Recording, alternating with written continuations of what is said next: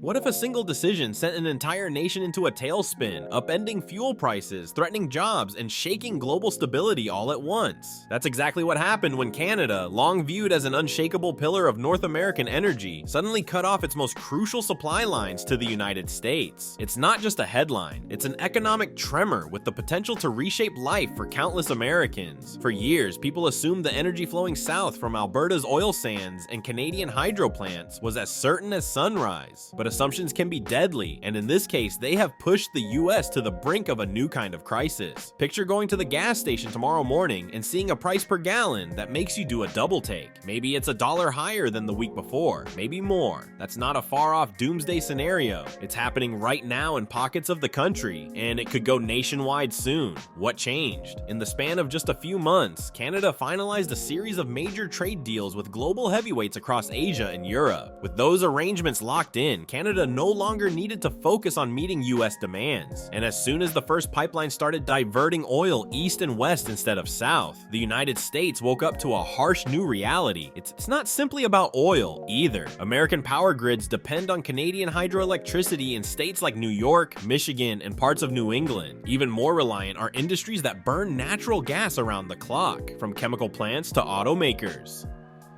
Once Canada decided to reroute or restrict these supplies, the fragile balancing act of American energy markets shattered almost overnight. Politicians are already pointing fingers. Some blame reckless tariffs. Others say Canada was looking for an excuse to flex its muscles. Whatever the cause, the result is the same: a nervous public, steep price hikes, and an uncertain future. Yet the seeds of this upheaval were planted long ago. In fact, Canada had been signaling a possible split for years. News stories warned of simmering frustration north of the border, especially regarding trade disputes. But those cautions went largely ignored, overshadowed by internal US politics and the belief that Canada needed us more than we needed them. That assumption, once a bedrock of US economic strategy, has just proven dangerously inaccurate. And if you think the fallout stops with pricey gas, wait until we examine what's next.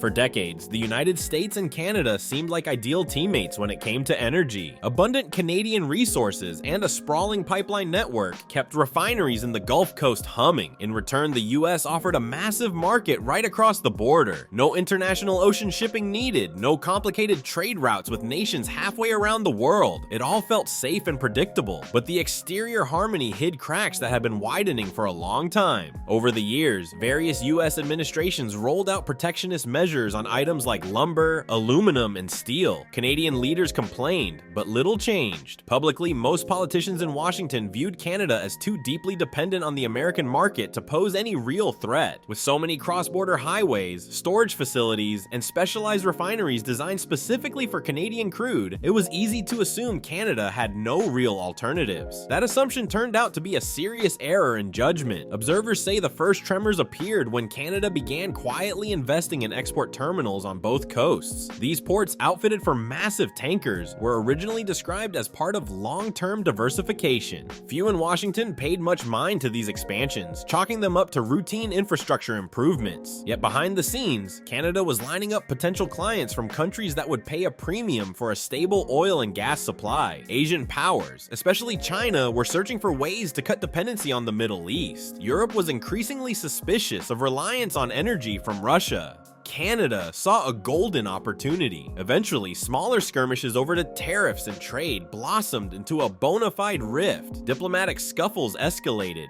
and in some instances, social media erupted with calls from Canadian officials to stand up to American dominance. That defiance fueled support at home for shedding old dependencies. One by one, Canada struck deals with new allies. By the time the US realized what was happening, pipelines were already being redirected, and the partnership the world once took for granted had begun to unravel at breakneck speed.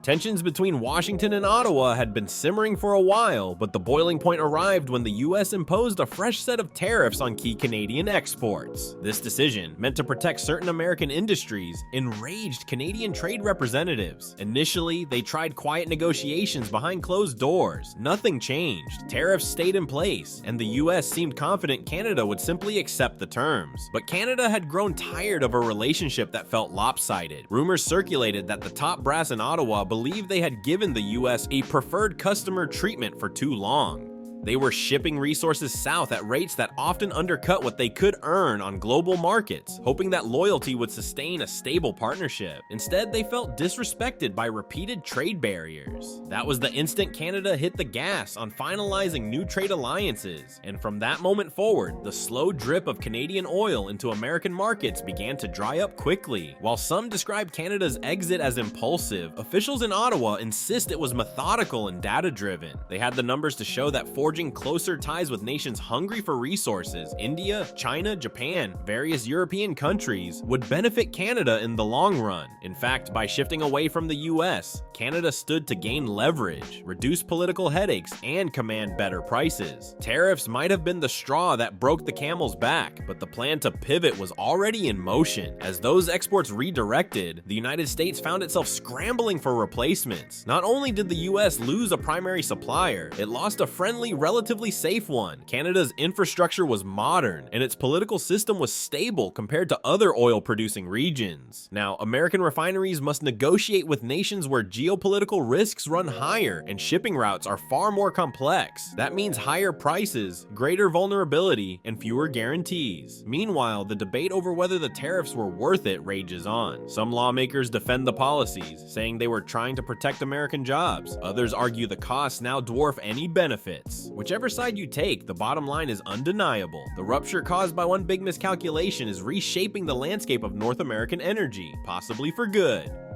With the US off the table as its main customer, Canada swiftly pivoted to courting markets in Asia and Europe, regions facing very different energy dilemmas. China and India, looking to secure decades-long supply agreements, jumped at the prospect of stable deals. Cargo ships carrying Canadian liquefied natural gas, LNG, set sail across the Pacific, forging what some are calling the new Northern Silk Road. These exports bring enormous profits to Canadian companies and lock in crucial long-term relationships that could leave the US in the dust. European nations, meanwhile, had already been rattled by instability in Russian energy supplies. Desperate to avoid future disruptions, they eagerly welcomed Canada's outreach. Multiple European governments fast-tracked approvals for LNG terminals and pipeline expansions, determined to secure every drop of Canadian energy. For them, it wasn't just about business, it was about national security. With Russia no longer reliable, finding a trustworthy partner became a top priority, and Canada fit the bill perfectly. Canada's new direction has also spurred domestic development. The government poured billions into upgrading pipeline capacities and building new storage hubs. Provinces like Alberta and British Columbia used the opportunity to diversify exports. Environmental groups in Canada have expressed concerns, pushing for more investments in renewables. But so far, the economic promise of global deals has outweighed internal resistance.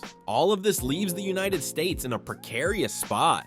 Once the largest and most convenient destination for Canadian oil, it's now just another buyer in an increasingly competitive global marketplace. Government officials in Ottawa aren't actively trying to punish American consumers. They're simply capitalizing on an environment where demand for their resources has never been higher. As a result, the US suddenly finds itself reliant on longer supply chains, more expensive crude sources, and international negotiations that can turn on a dime. It's a swift, brutal lesson in the pitfalls of hubris. The most visible sign of this crisis shows up at gas stations coast to coast. As Canadian supplies dwindle, US refineries must purchase crude on the global market at higher rates. Prices at the pump have risen steadily, sometimes by a few cents a day, sometimes in dramatic overnight jumps. Consumers often blame local gas stations, but station owners claim they're merely passing on increased costs. The frustration is real, and it's widespread. Beyond personal vehicles, the trucking industry is feeling the squeeze even more. With diesel costs soaring, transporting goods is pricier than ever. Major trucking fleets warn that they may have to cut routes or raise shipping rates substantially. That's a blow to retailers, grocery stores, and ultimately consumers who see the costs baked into every product they buy. Multiply these impacts across the entire logistics network, and it's easy to see why economists predict inflation could spike in the coming months. Meanwhile, in cities that rely on Canadian hydroelectric power, local governments are in crisis mode. Some states, like New York and Vermont, have historically counted on Canada's affordable electricity to keep lights on and bills lower for residents. Now that Canada is rerouting its power to new markets, some of which have offered premium rates, those states are hunting for alternative energy suppliers. Solar and wind might help over time, but ramping them up quickly is easier said than done. In the short term, utility prices could double or triple, leading to staggering monthly bills and the unsettling prospect of rolling blackouts during peak demand. Factories in the Midwest are also feeling the crunch. Many auto plants, steel mills, and chemical facilities run around the clock, and sudden energy price spikes can cripple their margins. Executives complain that the cost of doing business is skyrocketing, and they can't simply adjust their entire supply chain overnight. Some are discussing layoffs or even relocating facilities overseas where energy might be more predictable. For an economy that prides itself on a strong manufacturing base, these developments are alarming. Jobs once deemed secure are now in peril, and families are bracing for tough choices as budgets tighten.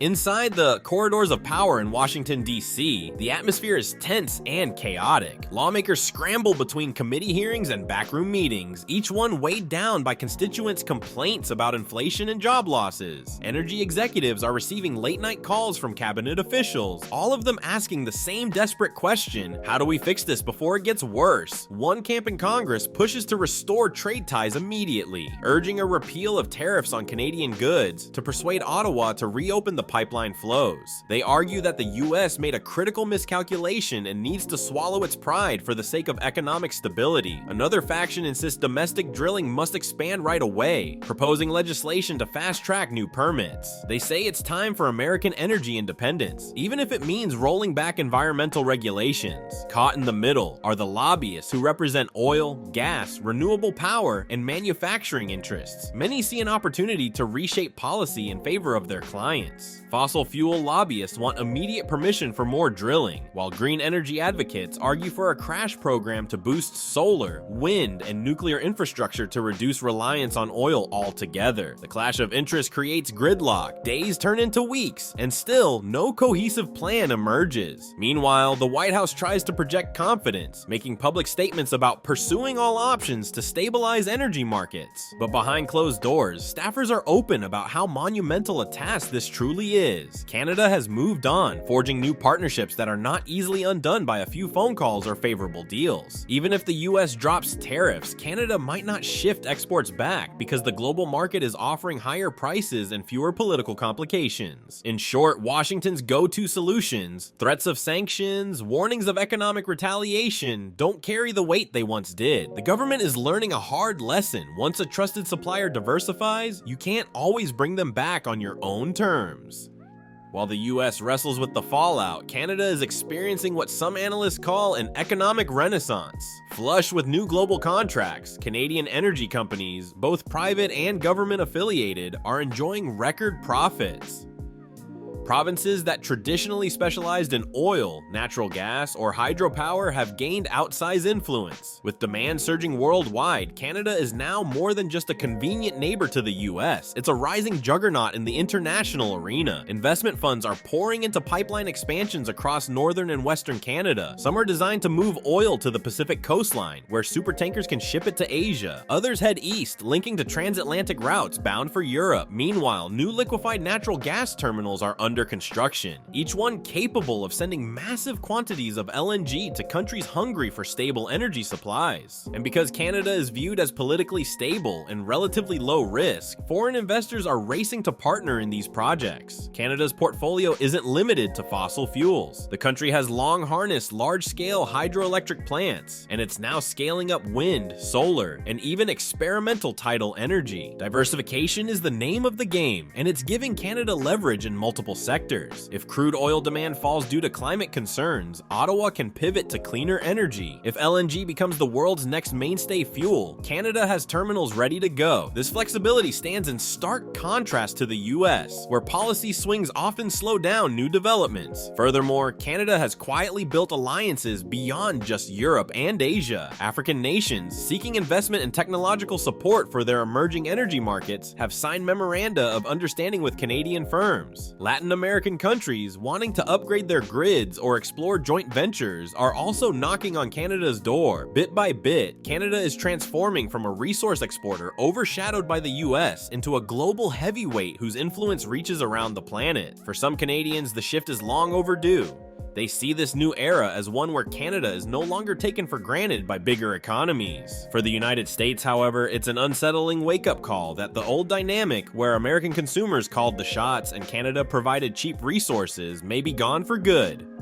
The sudden rupture between the United States and its once indispensable energy partner has set off a chain reaction that's still unfolding. Gasoline prices continue creeping upward, and utility bills are far from stable. Factories worry about higher manufacturing costs, while airlines brace for soaring jet fuel expenses. And in Washington, infighting drags on, with no single path guaranteed to fix an energy system that was built on the assumption of perpetual Canadian support. Meanwhile, Canada stands at the center of a new energy web, linking continents through pipelines and shipping routes that bypass the US entirely. As Europe rebuilds its supply chains, Asia secures long-term contracts, and other regions look for stable partnerships, Canada occupies a seat of unprecedented power. Where does that leave the United States? At a crossroads with three precarious options: attempt to mend ties with Canada, drastically ramp up domestic production, or shop around for new suppliers in a world where the competition is fierce and politics are complex. The deeper story here is about more than just commerce.